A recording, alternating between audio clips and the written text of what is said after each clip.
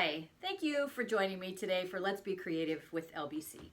My name is Tracy Sawyer and I am part of the Education and Community Engagement team. So today we are going to use school photos that we got for our kids at the beginning of the school year. You know, the package that has an 8x10, some 5x7s, and a bunch of wallets. We're going to put a couple of those photos to use that you don't know what to do with after you've put one on the wall and given them to the relatives. So that's part one. The other thing is if you've seen any of the other videos that I've done in this series with Let's Be Creative, I am focusing on using supplies and materials that the average person might have at home. You don't always have to have a lot of expensive materials to be creative and make some cool stuff.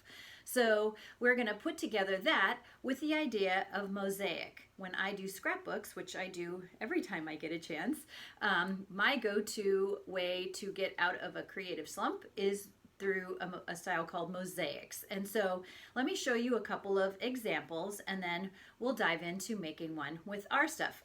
Before we get started, supplies that you will need. Always scissors, and remember, safety scissors for the littles. You'll need a pencil or pen you could use, but a pencil is just as well. And glue stick. This is a photo safe glue stick, so if you have one of these, do that. If not, use a regular glue stick. It'll be fine. And then you will also need a magazine. This is a actually it's a catalog for garden furniture that I got out of the recycle bin, and newspaper. All right, so let me show you a couple of my inspiration examples and before we jump into the project we're going to do today. So like I said, I do a lot of scrapbook pages, and I normally work in 12 by 12. I like to cram a lot of pictures onto my layouts. Usually there are events and special occasions, and I have too many pictures, and so rather than edit the pictures, I cram a lot onto the pages. So this is a 12 by 12 page that I did a couple years ago from our trip to Niagara Falls. You can ignore the fact that my husband was falling into Niagara. Notice the placement of the photos. When you're doing a mosaic style, which involves laying out different shapes around photos, what you want to do with placement is you want to put them in a place that doesn't maybe intuitively make sense. Because you want to allow plenty of room for the embellished squares and mosaic pieces to go in. So the other thing you want to think of when you're placing photos for this is not to put things in the middle. There's a reason why it's called dead center. So think about your placement of photos. Today we're going to use a school photo. You can use one or two or more. I'll show you that later. You want to think in terms of thirds. So there's a magic 3 when it comes to art, and I won't go into all of that now, but think of things in thirds. So this would be the top third, second third, the middle, and third of the page, and you're just placing your photos around so that that makes sense. You can use as many or few photos as you want. You'll fill it all in with the squares from the mosaic. All right, so there's one, and then the other one I want to show you is very similar, different colors, also of an event. And I again have the photos kind of arranged in that thirds sort of position that I showed you, and then place the squares and rectangles around to embellish the photos. That's ultimately the idea, is to make your photo look fabulous. All right, so now that we've got our inspiration, let me show you how I go about making those squares.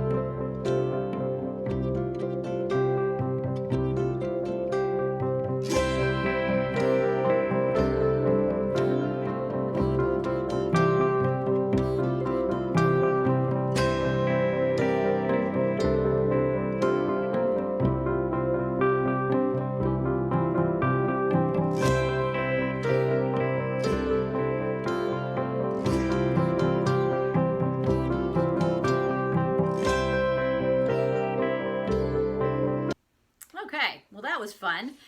One thing I didn't mention at the beginning was to make all the cuts that I used one of these little 12 by 12 cutters that I picked up at Michael's a number of years ago. You can get them at any craft store, and with a 40% coupon, it might cost you around $12, $15. However, if you don't have one of those cutters, not to worry. You can use ruler to mark your lines and draw the lines, and a pair of scissors to cut them. The longer pieces might be a little harder to keep square, the edges square, but it's totally doable. And actually, once I get my larger pieces done, I often alternate and use scissors anyway. So you just have to explore what works for you and go for it. All right, so I made a couple of projects. The one that you saw me doing the background for was this one. That's all newsprint from a newspaper. This background mounting piece, I wanted a bit of contrast between the newsprint and the photos. This was an ad. I think it was a Kaiser ad that I cut in half, and I put my piece on top of it so that it, in a place where it didn't have any cars or roadway really showing, but I like that contrast. These words, he was in 5th grade at the time, and the words kind of just make me think of him. This background orange piece here, I cut out from a shirt of someone whose picture was in the paper. So I did each square. One thing I want to point out is I like to do the placement of each piece as I go. Some people like to cut and leave it laying until it's all done and then stick the pieces on. I prefer to cut it, glue it, place it, and move on. Trust your instincts, because there really is no one wrong answer. One of the nice things about making things and art and being creative is there's no wrong answer. So put it down, stick it, and go. You can always do another one if you're not completely satisfied, or you can pull it off depending on the glue you use. All right, so that's the first one. And for this one, I used 2 photos. I made black and white copies of these. Actually, all I had was an 8 by 10, so I needed to reduce the copy too so that I would have it for this. The other one I did was in color, and for this I used the magazine I told you about. Single photo. This is the journaling. That's a big piece of scrapbooking, is telling the story about the moment. I'm not great at journaling, but I can write a few notes, and that is great for later when you're thumbing through. I found that it's really great to thumb through old scrapbooks and photographs when I have a moment. So there you go. Take the time, write it down, and you'll have a great memory for later. I should mention that the purists in the crowd might be saying, the scrapbooking purists might be screaming in their boots right now, because this is magazine. This is a white piece of copy paper. I did use a piece of black paper, but this is all from a magazine. I just chose different colors of blue because they supported the photo I was using. You can use all archival paper and adhesives, which I suppose is what, like I said, the purists would say to do. I kind of feel like you might as well, you have the photos, if you have magazines, make it work. When we can all go out and play again, you can go to the store and get archival spray that you can spray onto your pieces, and your photos should last a long time. All right, so I think that wraps everything up. Mostly, I just want to reiterate, there's no wrong answer with this. You can't do it incorrectly unless you don't do it at all. So just get your scissors and some paper and some photos and try your hand at it. This project actually did inspire another project that I'm going to work on next, but we're going to save that for another episode.